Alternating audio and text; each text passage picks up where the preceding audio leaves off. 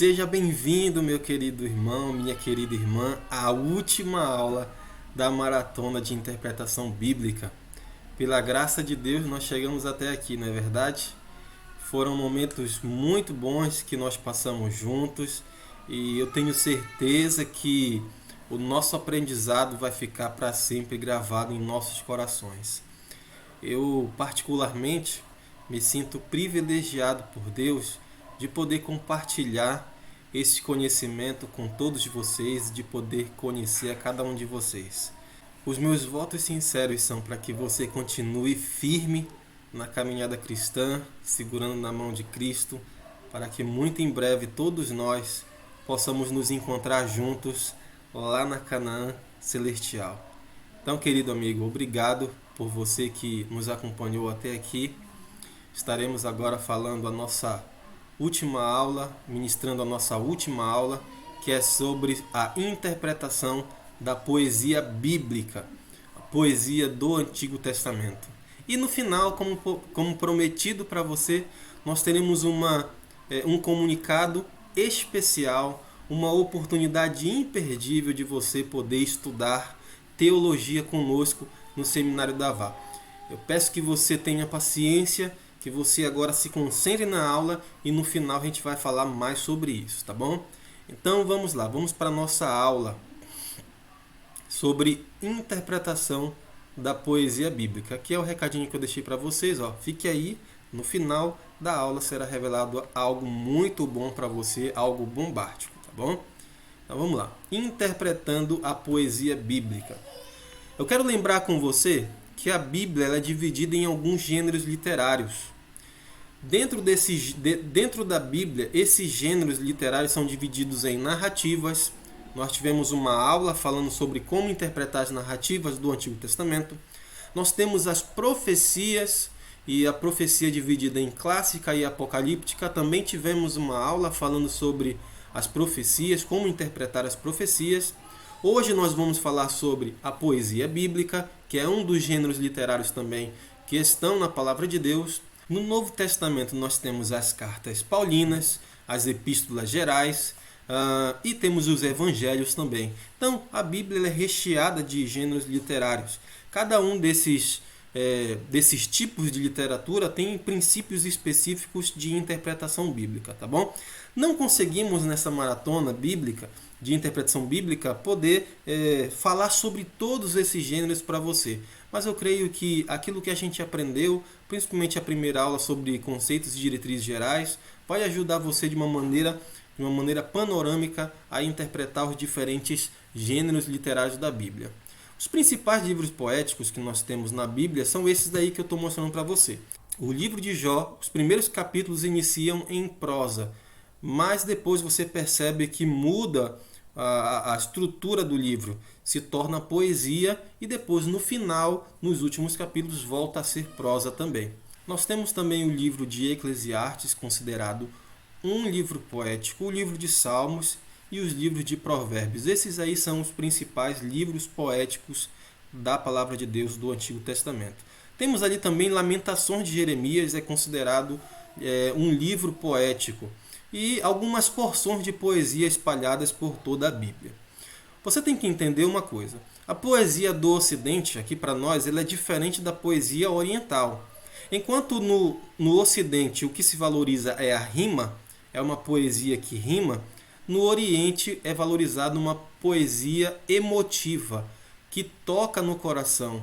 E geralmente essa poesia emotiva ela utiliza de linguagem metafórica. Um exemplo disso é o Salmo 23, o Senhor é meu pastor e nada me faltará, colocando o ser humano como ovelhas, do Senhor. Mas na verdade nós não somos ovelhas. Essa é uma metáfora. Então a poesia oriental ela tem muito disso, ela se utiliza muito de metáforas. O estudo moderno da poesia hebraica ele iniciou lá em 1753 com o bispo Robert Lowth.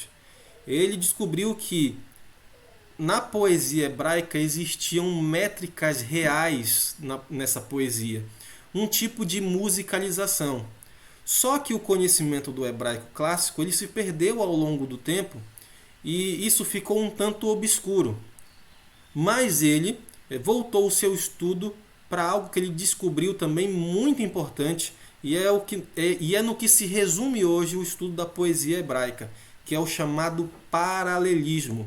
O estudo de Robert Lowth, ele foi importante porque ele trouxe esse conhecimento do paralelismo na poesia bíblica. E o que é o paralelismo? É a correlação entre um verso e outro. Eu vou explicar melhor isso para você na prática.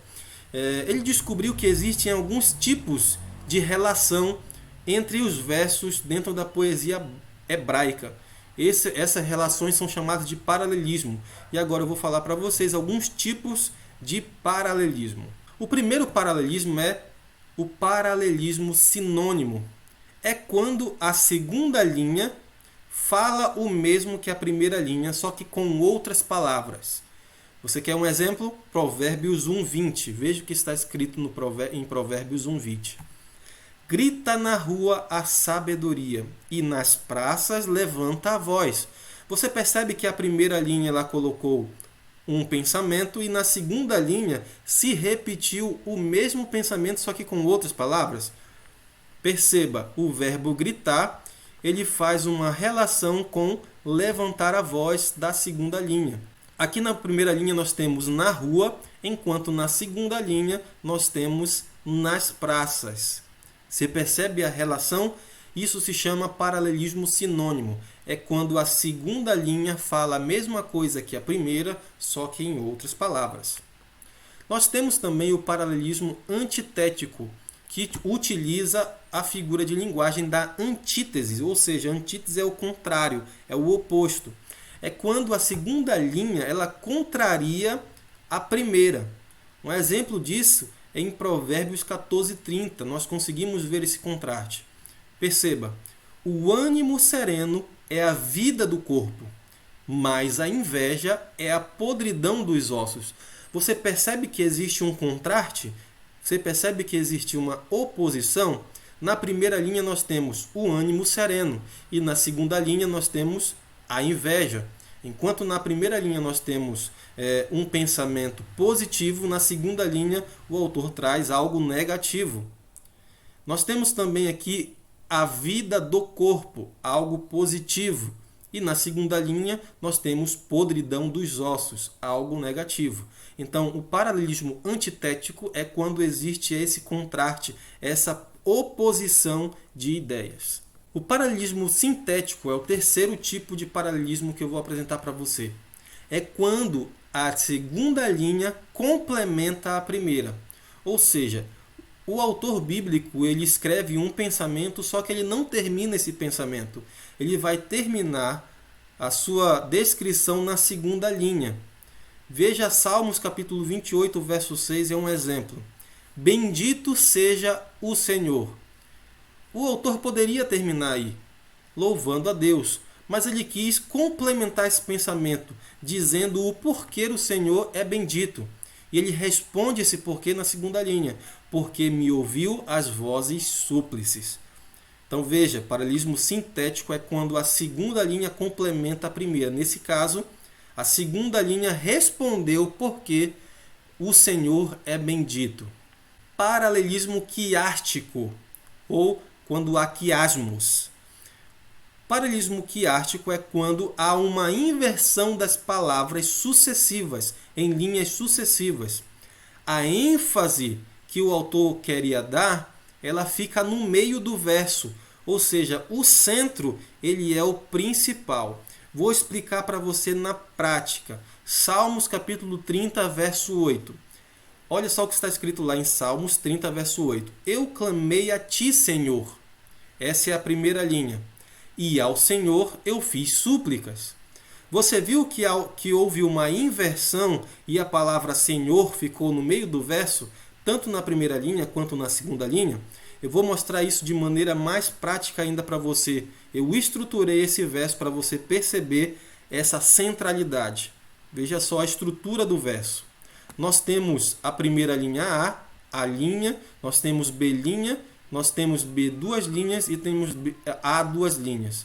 Cada uma dessas linhas faz correlação uma com a outra. A linha faz correlação com A duas linhas e a B linha faz correlação com B, 2 linhas. O Salmo diz: eu clamei a ti, Senhor, e ao Senhor eu fiz súplicas. Nós temos na A linha eu clamei, enquanto em A 2 linhas nós temos fiz súplicas. Esses verbos estão correlacionados. E no centro do verso, no quiasmo do verso, ficou a palavra Senhor. Por quê? O autor bíblico, quando ele utiliza quiasmos, é para colocar no centro aquilo que ele acha mais importante. Ele quer evidenciar na sua mensagem aquilo que é mais importante. E o autor desse salmo, ele evidenciou que o quiasmo, o mais importante aqui neste verso, é o Senhor. Ou seja, ele está chamando a atenção do leitor para a importância, para a centralidade desse salmo. Deu para aprender aí o que é paralelismo quiástico? É algo muito bonito que acontece na poesia hebraica. E eu convido você, a partir de hoje, a começar a prestar atenção quando você estiver lendo os salmos, os provérbios ou qualquer outro livro poético, perceber essas nuances, perceber que tipo de paralelismo o autor está utilizando, tá bom? E por último, eu quero apresentar para você o paralelismo acróstico. É quando cada linha inicia com uma letra do alfabeto hebraico. Eu vou exemplificar para você melhor ainda, para você visualizar como funciona. Salmos 119 é o maior salmo que tem. Ele tem 22 seções. Cada uma dessas seções, ela tem 8 versos. E por que ela tem 22 seções? Porque cada uma dessas seções inicia com uma letra do alfabeto hebraico. O Salmo 119, ele é um salmo acróstico, que tem paralelismo acróstico.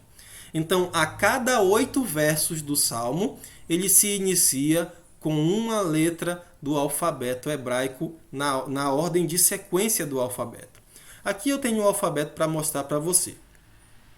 Veja, nós temos as 22 letras do alfabeto hebraico, tá? Estou passando para você aqui. Então, é nessa ordem aqui que eu vou falar para vocês. Aleph, Bet, Gimel, Dalet, Re, Vav, Zain, Re, Het. Aí depois você passa para o Tet, Yod, Kaf e assim por diante. E a última letra é aqui o Tav. Essas duas letras aqui, Sin e Shin, na verdade elas são apenas uma. Nem deveria haver essa repetição aqui.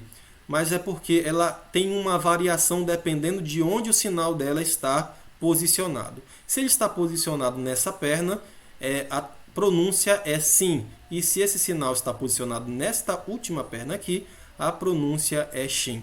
Mas eles são a mesma letra, totalizando 22 letras do alfabeto hebraico. E como isso acontece no Salmo 119? Veja, eu tenho aqui o verso primeiro. O verso primeiro está indisponível aqui, mas vou passar logo para o verso segundo, para o verso 9. Por quê? Aqui no verso primeiro até o verso 8, o salmista ele colocou todos os 8 versos iniciando com essa letra aqui, ó, a letra Aleph. Ou seja, quando você vai no Salmo 119, do verso 1 ao 8 no hebraico, todos os versos iniciam com a letra Aleph. Então, a partir do verso 9, a próxima letra que viria na sequência seria Bet. E tem o som de B. Então, aqui no verso 9, nós encontramos aqui, ó, a letra Bet. Ok? Então, do verso 9 até o verso 16, são 8 versos com a letra Bet. No verso 17, nós teríamos o quê? A letra na sequência, que é a letra Gimel, que tem o som de G. E é o que realmente acontece. No verso 17, todos os versos, a partir do verso 17, os próximos 8 versos são com a letra Gimel. E assim acontece sucessivamente. Acontece com Dalet, 8 versos com Dalet, 8 versos com Re, 8 versos com Vav, 8 versos com Zain, e assim sucessivamente até chegar no Tav, até usar as 22 letras do alfabeto hebraico. E por que o autor bíblico ele escreveu o Salmo 119 assim de maneira acróstica? Os estudiosos afirmam que foi escrito dessa maneira para facilitar a memorização dos versos no hebraico. Você só consegue perceber isso se você visualizar o Salmo 119 no hebraico, tá bom? Então, queridos, vamos passar agora para a nossa análise teológica do Salmo 1. Nós já passamos a teoria, passei os tipos de paralelismo para você, e agora vamos fazer uma análise teológica dos Salmos, capítulo 1. Queridos, o Salmos, capítulo 1, ele tem apenas 6 versos, e ele apresenta uma dualidade. Que dualidade é essa? O contraste entre os justos e os ímpios. O salmista separou 3 versos para falar sobre os justos e 3 versos para falar sobre os ímpios. Uma divisão perfeita. E eu vou apresentar essa divisão para você. Vamos ler o Salmo 1? Veja o que afirma. Versículo 1. Bem-aventurado o homem que não anda no conselho dos ímpios, não se detém no caminho dos pecadores, nem se assenta na roda dos escarnecedores. Antes o seu prazer está na lei do Senhor, e na sua lei medita de dia e de noite. Ele é como a árvore plantada junto à corrente de águas, que no seu devido tempo dá o seu fruto e cuja folhagem não murcha, e tudo quanto ele faz será bem-sucedido. Então nós temos aqui 3 versos falando sobre quem? Sobre o justo, sobre o bem-aventurado, sobre aquele que não anda no conselho dos ímpios, não se detém no caminho dos pecadores. E eu quero demonstrar para você aqui o que acontece nesses 3 versos, as principais informações. Primeira informação, no verso 1 e 2, o salmista apresenta o caminho dos justos. Como que é o caminho dos justos?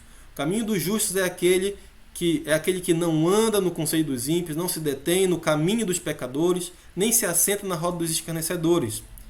O caminho dos justos é aquele em que o seu prazer está na lei do Senhor. Ele medita na lei de Deus dia e noite. A primeira informação é sobre o caminho do justo.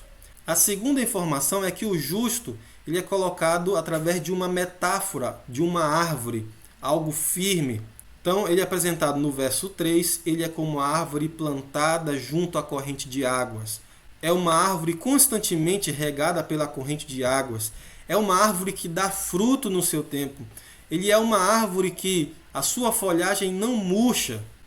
Essa é a segunda informação que nós encontramos na primeira parte dos Salmos 1. E a terceira informação é que o justo ele é bem-sucedido. E por que ele é bem-sucedido?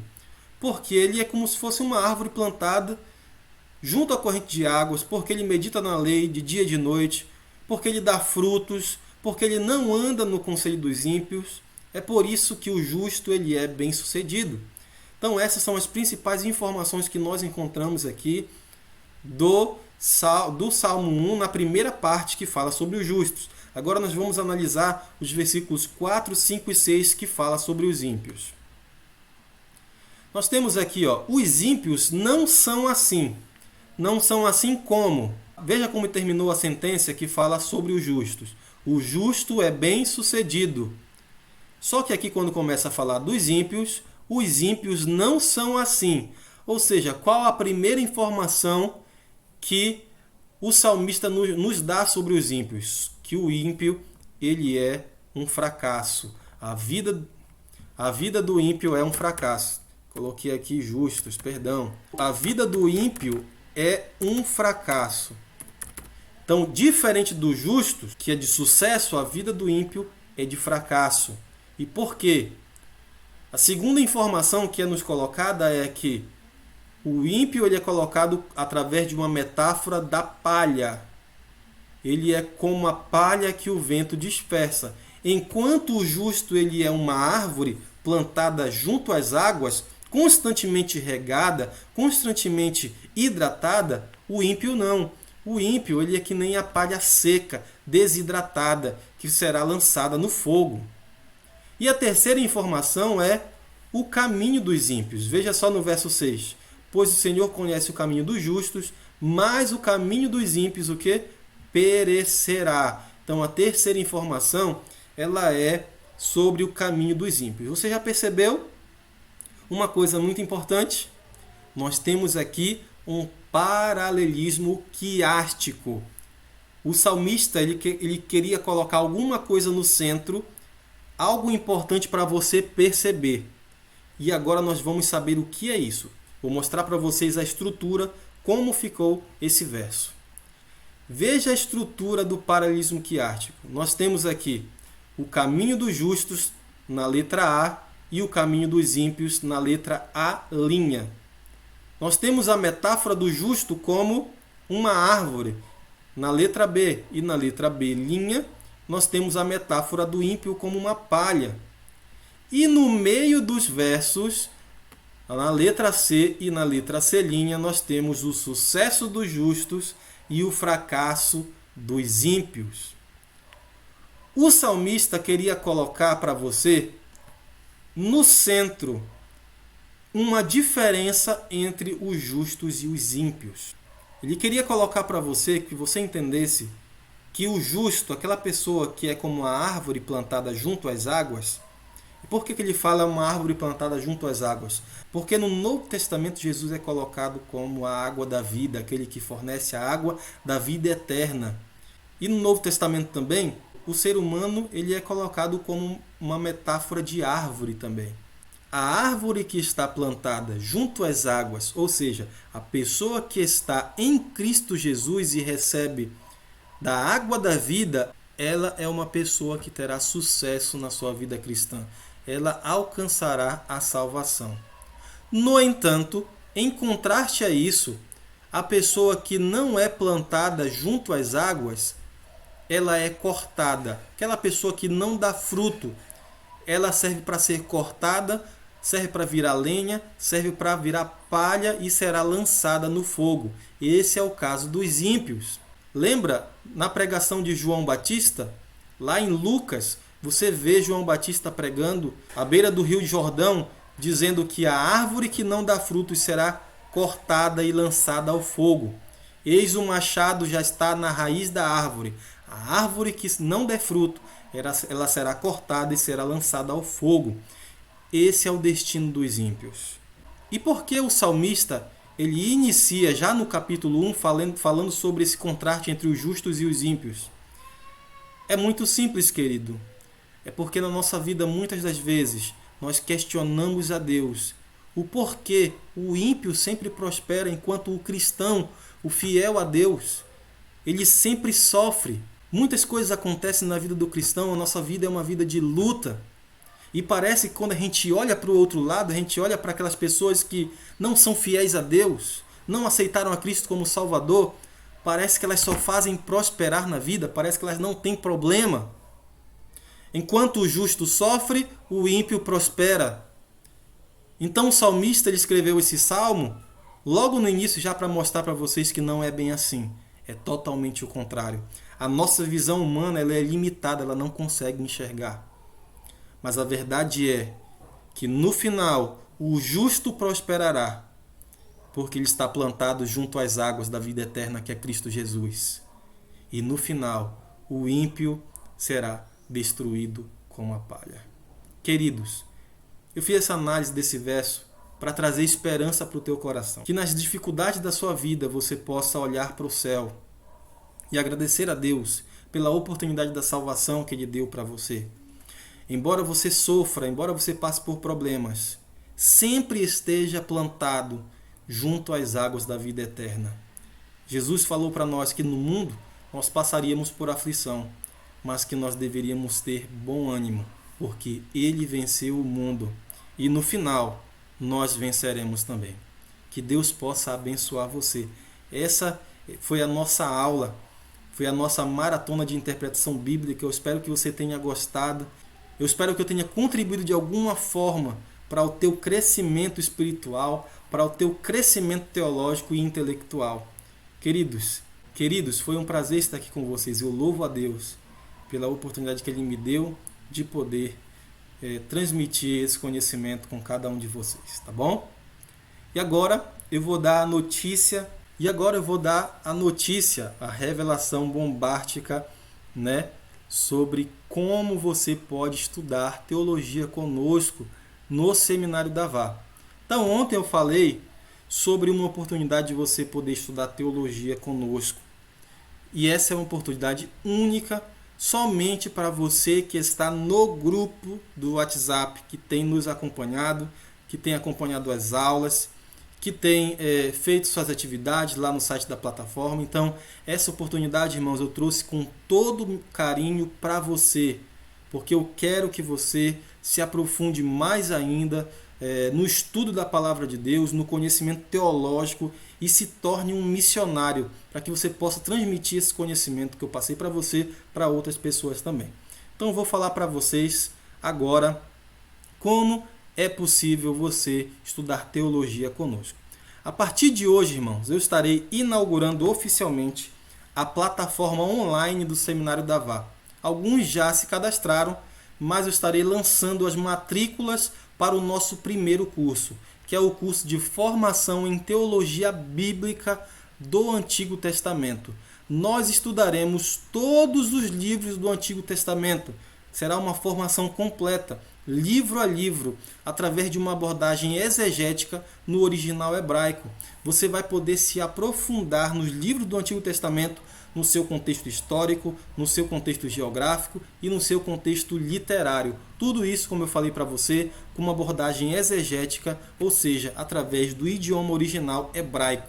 A formação em Antigo Testamento, ela tem 6 módulos. Esses 6 módulos são 6 disciplinas que nós estudamos nas faculdades de teologia. Eu vou apresentar para você aqui as 6 disciplinas. Primeira disciplina é Introdução Geral à Bíblia, a IGB. Essa disciplina vai mostrar para você como a Bíblia foi formada ao longo dos tempos e como a Bíblia chegou até nós hoje. Nós teremos informação sobre como se formou o cânon levado em consideração para escolher quais eram os livros que deveriam estar na Bíblia e quais eram os livros que não deveriam estar. Ou seja, os princípios de canonicidade. Vamos falar sobre livros apócrifos, vamos falar sobre pergaminhos, vamos falar sobre como o Antigo Testamento chegou até nós hoje. Nós teremos também uma matéria, uma disciplina de hermenêutica. Eu passei para vocês aqui 4 aulas de hermenêutica de interpretação bíblica. São assuntos que nós passamos dentro do curso, mas vamos agora abordar de maneira mais profunda ainda, com mais coisa, tudo sobre hermenêutica do Antigo Testamento. Vamos ter exercícios, vou mostrar para vocês na prática, vamos falar sobre métodos de interpretação e afins. Nós teremos também a disciplina de Pentateuco, os 5 primeiros livros da Bíblia, os 5 primeiros livros que Moisés escreveu. Nós estaremos estudando livro por livro do Pentateuco. Também estudaremos os livros históricos, Josué, Juízes, Crônica, Reis, Samuel, Esther. Todos esses livros históricos nós estaremos estudando dentro do curso também, livro por livro, através de abordagem exegética. Nós teremos também a matéria de livros poéticos. Estudaremos todos os livros poéticos um a um. Falaremos sobre Jó, falaremos sobre Salmos, Provérbios, Eclesiastes, todos os livros poéticos. E nós também teremos a disciplina de livros proféticos. Estudaremos sobre todos os profetas, tanto maiores quanto menores na Bíblia, livro por livro. Queridos, as aulas serão ao vivo através de videoconferência e ficarão gravadas para você ter acesso a hora que quiser na plataforma. Você vai ter a oportunidade de estar ao vivo comigo, tirando dúvidas ao vivo, como se estivesse na faculdade, na sala de aula EAD. O curso terá duração de 3 meses. O cronograma já foi montado e será passado também lá na plataforma esse cronograma de aulas, quais são os dias de aulas, quais são os horários que nós iremos ter. E não se preocupe se você não puder estar nas aulas ao vivo, as aulas vão ficar gravadas na plataforma para você assistir depois também e fazer as atividades. O curso terá duração de 3 meses e ficará disponível para você o seu acesso por 6 meses. Ou seja, você vai estudar durante 3 meses e terá mais 3 meses para você estar pesquisando, estar revisando todos os assuntos. Além disso, irmãos, somente para os que estão nesse grupo de WhatsApp será dado de presente um curso de pregação completo chamado Fórmula de Pregadores. É o nome do nosso grupo, do WhatsApp, é o nome do nosso Instagram. Então, Esse curso será dado de bônus, será dado de presente para aqueles que se matricularem no curso de Antigo Testamento, de Teologia do Antigo Testamento. Nesse curso Fórmula de Pregadores, você vai aprender como elaborar um sermão do zero. Você vai aprender a estrutura do sermão, você vai aprender como organizar as suas ideias para elaborar um sermão eficaz, de maneira que o público entenda a mensagem que você está falando. Você vai aprender também como fazer apelo, como se portar diante do público, diante da igreja, tudo relacionado à pregação, à matéria de homilética, um curso completo que vai estar sendo dado de presente só para aquelas pessoas que aderirem, que se matricularem no curso de Teologia do Antigo Testamento. Este curso já vai de bônus, já vai de presente para você, tá bom? Você deve estar se perguntando, quanto vai custar essa formação em Teologia do Antigo Testamento, mais o bônus da Fórmula de Pregadores, mais esse presente? Irmãos, eu sei que uma faculdade de teologia não é barata. Eu sei na pele, porque eu já investi muito durante esses anos na faculdade. Mas Deus, ele foi o meu mantenedor. Pela graça de Deus eu estou aqui. Sabendo da realidade de muitos irmãos, eu desenvolvi o Seminário Davá para dar a oportunidade do conhecimento teológico chegar ao máximo de pessoas possíveis, já que esse conhecimento não deve ser de poucos. Quando eu entrei na faculdade, eu percebi que todas essas matérias, essas disciplinas, elas deveriam ser dadas também na igreja. A membresia da igreja, não somente os líderes, os pastores, mas a membresia da igreja, ela deveria aprender sobre esse conhecimento teológico, se aprofundar mais ainda na Bíblia. Eu estive conversando com alguns irmãos e eles falaram que a maioria dos cursos de teologia realmente são caros. E eu entendo, são mesmo. Mas eu fiz uma pesquisa minuciosa em todos os cursos que estão sendo oferecidos, em todos os valores. E eu trouxe para você aqui algo muito bom. Porque o meu objetivo aqui, irmãos, não é somente matricular você. O meu objetivo é ajudar você da melhor forma possível. É tornar o conhecimento teológico acessível para o máximo de pessoas. Já chega de teologia ser somente para pastores. A igreja também, ela precisa estar preparada. E eu sei a realidade da igreja. Eu vivo a realidade da igreja. E por isso eu trouxe para vocês uma condição muito especial, que eu tenho certeza que vai ajudar você. A formação em teologia bíblica, ela sairia, não é esse valor, ela sairia em seu valor normal e fora do grupo do WhatsApp a 397, a 397 as 6 disciplinas. Se você for lá no site do Seminário Davá agora, tem um link lá embaixo e se você clicar, você vai ver que o valor da matrícula está 397, uma taxa única de 397. Mas não vai sair para você esse valor. Você que está no grupo do WhatsApp, não vai sair para você esse valor. E se você fosse adquirir o curso de pregação, fora do nosso grupo do WhatsApp, esse grupo, a matrícula dele, a taxa de matrícula dele é R$ 150. Ou seja, o valor total seria de quanto? De 547. O curso de Teologia do Antigo Testamento e o curso de Homilética completo.